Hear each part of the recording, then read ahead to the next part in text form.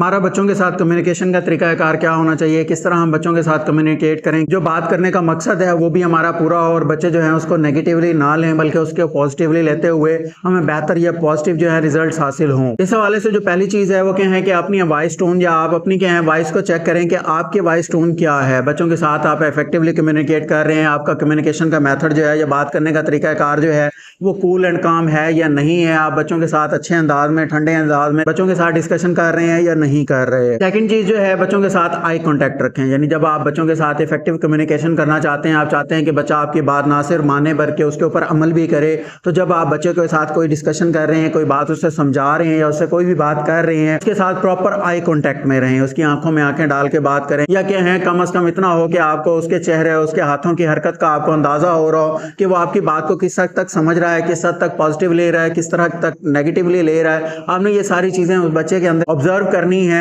किस हवाले से, फुल आई कांटेक्ट के साथ। इफेक्टिव कम्युनिकेशन के अंदर ये चीज बहुत इंपॉर्टेंट है कि आपकी जो बात होनी चाहिए वो सादा हो और टू द पॉइंट हो, यानी आपने जो भी बात करनी है, बच्चे को जो भी मैसेज देना है, कोई काम कहना है, आपने उसे हमेशा क्या है सिंपल यानी सादा अल्फाज में बयान करना है, सादा अल्फाज में उसे समझाने की कोशिश करनी है। उसके अलावा लेंथी एक्सप्लेनेशंस नहीं लेनी, टू दी पॉइंट बच्चे के साथ डिस्कशन करें। अगर आपको लगता है कि बच्चा जो है ना बात को नहीं समझ पा रहा या पिक नहीं कर पा रहा, फिर उसे डिटेल में डिस्कस करें उसके साथ। अदरवाइज क्या है सिंपल और टू दी पॉइंट डिस्कशन करें बच्चों के साथ। फोर्थ वन जो है बच्चों के साथ आपकी डिस्कशन जो होनी चाहिए, जो बात होनी चाहिए, कोई भी क्या है आपकी क्वेश्चन वे में नहीं होनी चाहिए। आप क्या है सवालिया अंदाज में बच्चों को काम ना कहें। हम मोस्ट ऑफ द टाइम क्या कहते हैं, बच्चे आपका ये सोने का वक्त नहीं है क्या, आपको मैंने फलां काम नहीं कहा था करने को। क्या है क्वेश्चनेबल वे में बच्चों के साथ डिस्कशन ना करें, बच्चों को कोई काम ना कहें। आपने जो काम कहना एक प्रॉपर मैकेनिज्म के थ्रू के हैं उन्हें वो काम उन्हें क्लियर कहें कि ये आपने काम करना है, ये आपकी अब जिम्मेदारी है, आपने इसे पूरा करना है। कभी भी क्वेश्चन वे के अंदर या सवालिया अंदाज में बच्चों से कोई काम ना कहें। फिफ्थ वन पॉइंट जो है मोस्ट ऑफ द टाइम हम वाई ट्रैप के अंदर फंस जाते हैं। ये वाई ट्रैप है क्या, पेरेंट्स जो हैं बच्चों को बहुत ज्यादा एक्सप्लेनेशन देना शुरू कर देते हैं कि ये काम आपको क्यों कहा जा रहा है, ये ऐसा करने को क्यों कहा जा रहा है, इसका मकसद क्या है, इसकी वजह क्या है।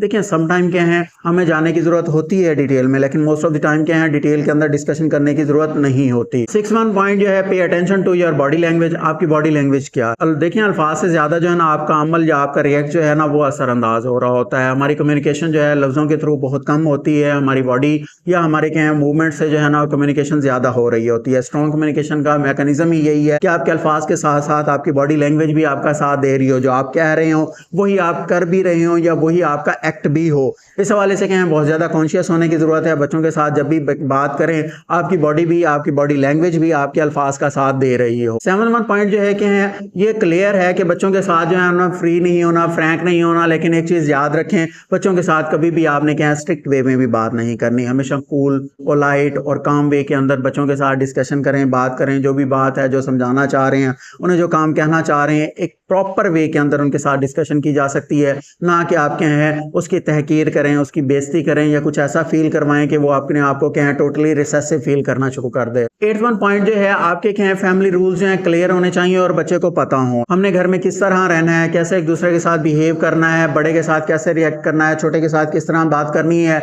कौन से हमारे क्या है ऐसी चीजें हैं जिनके ऊपर हमने प्रॉपरली या स्ट्रिक्टली क्या है फॉलो करना है, जिन्हें फैमिली रूल्स जो हैं आपके क्लियर होने चाहिए। बच्चे को क्लियर पता हो कि ये चीजें क्या हैं उसके लिए काबिल अमल हैं, उसके लिए कौन सी चीजें काबिल अमल नहीं है, कौन सी उसकी बाउंड्रीज हैं, उन बाउंड्रीज के अंदर रहते हुए वो परफॉर्म कर सकता है, उसके हट के वो कुछ भी नहीं कर सकता। लास्ट वन पॉइंट जो है 9 पॉइंट बहुत इंपॉर्टेंट है। अगर बच्चा किसी भी वजह से शाउट कर रहा है, चिल्ला रहा है, गुस्से में है, बहुत ज्यादा बदतमीजी कर रहा है, आपने कभी भी शाउट बैक नहीं करना। कोशिश करें बच्चे के साथ अगर जब कहें किसी वजह से वो गुस्से में है, किसी वजह से वो कहें बदतमीजी का मुजाहिरा कर रहा है, आपने इन रिटर्न वही बिहेवियर शो नहीं करना। आपने अपने आप को कूल रखना है, काम रखना है। कोशिश करें उस टाइम जो है नॉर्मल रहें। उसके बाद जो है ना जब वो बच्चा नॉर्मलाइज हो जाए, नॉर्मल हो जाए, उसको क्या कंट्रोल करें, उस सिचुएशंस को मैनेज करें। उसके बाद उसके साथ बैठ के डिस्कशन करें कि प्रॉब्लम क्या थी, उसका बेहतर सोल्यूशन क्या था और उसने किस तरह गलत वे में रिएक्ट किया है।